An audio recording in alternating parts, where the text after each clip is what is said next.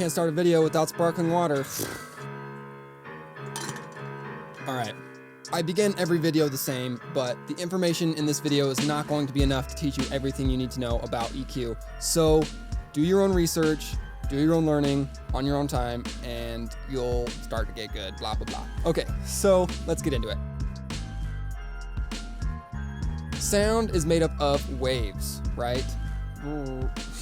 Sound waves are measured by their amplitude and their frequency.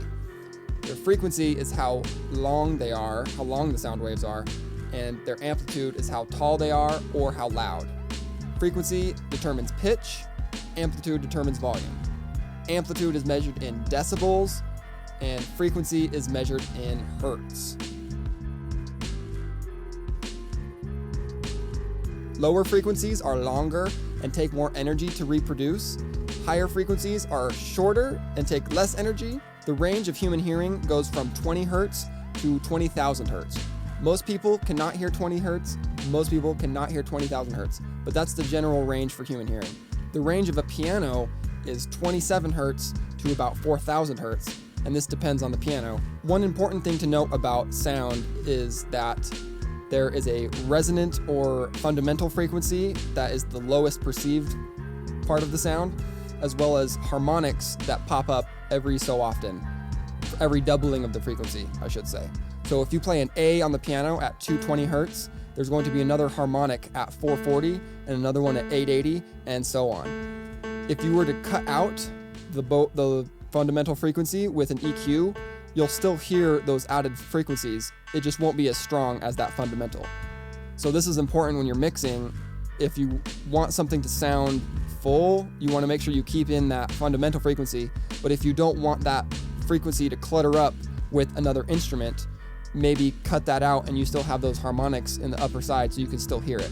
Music is simply a balance of rhythm and frequencies.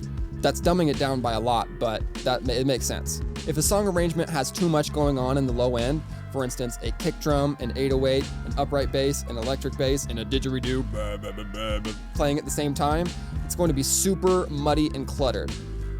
But you can still have all those elements in the song if you space them out sporadically. You could layer those things together, but there's no way to get each individual element playing at the same time because there's just not enough frequency space. There are physical limitations when it comes to mixing audio and music. If the arrangement has too much going on in the 2K to 5K range, it's going to be hard to understand the vocals. But if there's no vocals, go ahead, make that super bright.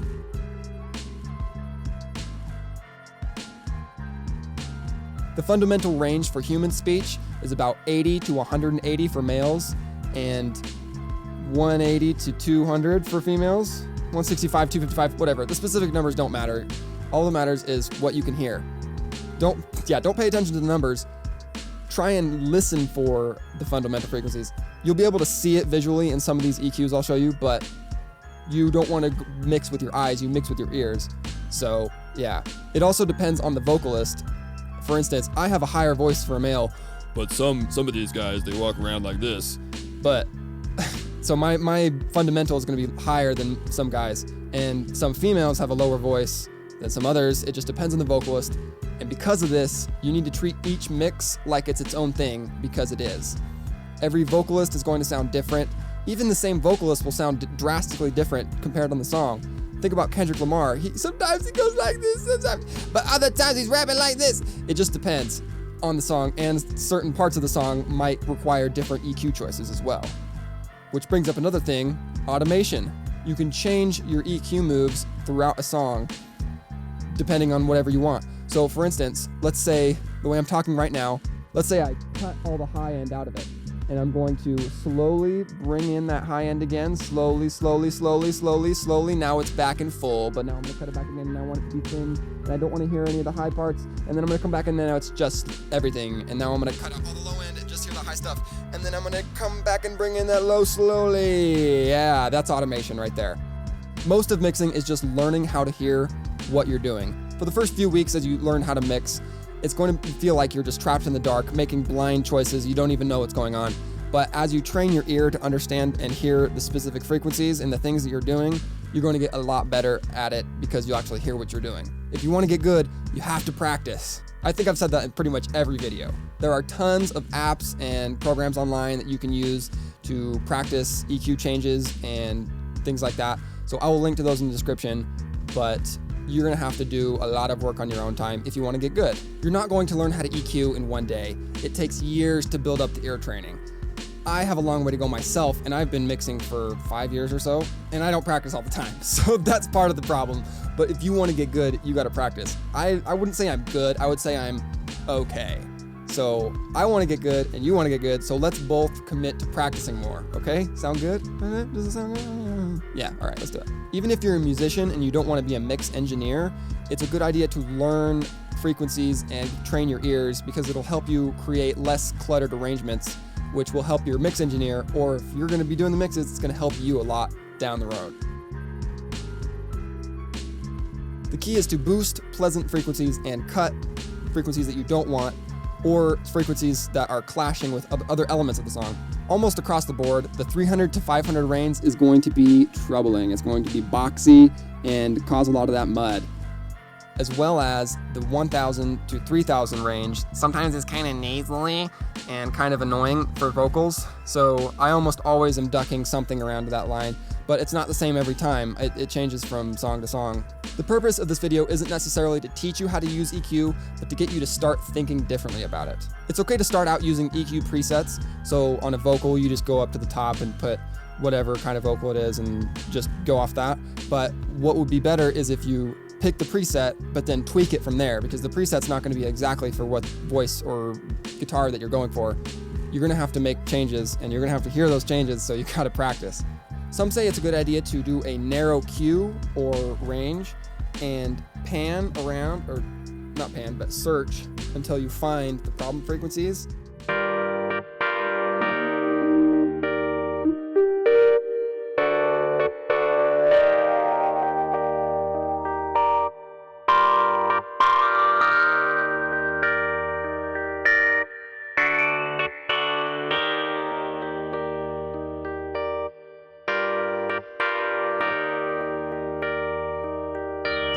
Which is okay if you don't know what you're hearing. It's a good way to learn how to find problem frequencies. But what is much better is hearing the problem frequency and then going to find that specific frequency. So you don't want to just keep looking aimlessly for a bad sound, because you're going to find it. If you keep boosting things, it's going to sound bad eventually. But if you hear the sound that's bad and then look for it, find it, cut it out, you'll end up with much more full mixes. If you're just cutting out any frequency that sounds bad when you boost it, you're going to end up with a super thin track, or whatever it is. With track-based EQ, you don't want to make moves that sound good on its own. You want to make moves that blend together for the whole song. So if a guitar sounds really, really good, and this other guitar sounds really, really good, and the vocals sound really, really good on their own, and then you play them together, it might clash and it might not sound quite good, right? It might be a good idea to cut certain things in the guitar that you want to shine through in the vocals. But if you just boost everything that sounds good, it's gonna come out super cluttered, and there's gonna be a lot of clashing. So because of that, I like to cut more than I boost. Not to say that I don't boost, or that you shouldn't boost, because again, no rules, but it's better to cut, because then it's easier to blend things together, I feel. The EQ on the master or mix bus should be a lot more subtle. People say you shouldn't boost more than 3 dB. I think that's a load of malarkey, but when it comes to on the master bus, I think that's probably a good idea. But again, songs are different, mixes are different. It just depends on the specific thing. But you want to be more subtle with those EQ moves on the master bus, because it's a sum of everything under it, and you don't want to get it too cluttered and blah blah blah blah blah. Don't buy plugins until you're familiar with the tools you already have. If you can't hear the changes you're making on your Logic stock EQ, it's not going to make a difference if you have the brand new whatever blah blah blah pro filter blah. It doesn't matter if you can't hear it. So stick with what you have, learn how to use those things, and then upgrade. Because some of these new EQs and these new plugins are insane and probably worth the money, but if you can't hear what you're doing, there's no point. It's just a waste of money. There are certain kinds of filters which you need to know about. For instance, a high pass filter. So if here's our 20 to 20,000, a high pass filter is going to cut the lows and let the highs pass, and a low pass filter is going to cut the lows. Wait, let me try that again. A high pass filter is when you cut the lows and let the highs pass through, and a low pass filter is when you cut the highs and let the lows pass through. It's a bit confusing, but there's also alternate names. So a low pass is the same as a high cut, and a high pass is the same as a low cut. Okay, there are also shelving filters, as well as band pass filters, which means you do a high and a low pass at the same time and boost the center, and it kind of sounds like a telephone when you do that, if you do it drastically. But you can do it a little bit less drastic, and it might sound pleasant, and it might help fit something in depending on whatever the thing is. You just gotta hear it. Build your bag of tricks either by practicing on your own or by watching videos like this. Actually, better videos than this. Woo! But yeah, build your bag of tricks. Don't do the same thing every time. Try and mix it up on song to song. Try and be experimental, and you'll start to get good. You'll start to hear that nice, nasty stuff. Don't listen to anybody who tells you this is the only way to do something. Stay away from those people. Yeah, it sucks because when you're first starting out, you want those hard, specific rules to follow. But the thing is, there's just no, you can do whatever you want. Even if it sounds bad, it might sound good to somebody, but obviously if you're mixing a pop record, you don't want to mix like that. But doesn't mean that your experimental music has to be mixed like a pop song. And that's another thing. The EQ that you put on your vocal might need to fit the genre that it's in. So yeah, some R&B vocals are super bright like Tory Lanez, and some are, darker. I don't know, just depends. So listen to other songs and try and hear the frequencies that are being enunciated or accented rather in those songs for that genre or for that style, whatever, and try to replicate that in your own music. Just get practicing, get experimental. Learn the tropes of your genre, but at the same time, don't fall into the genre box.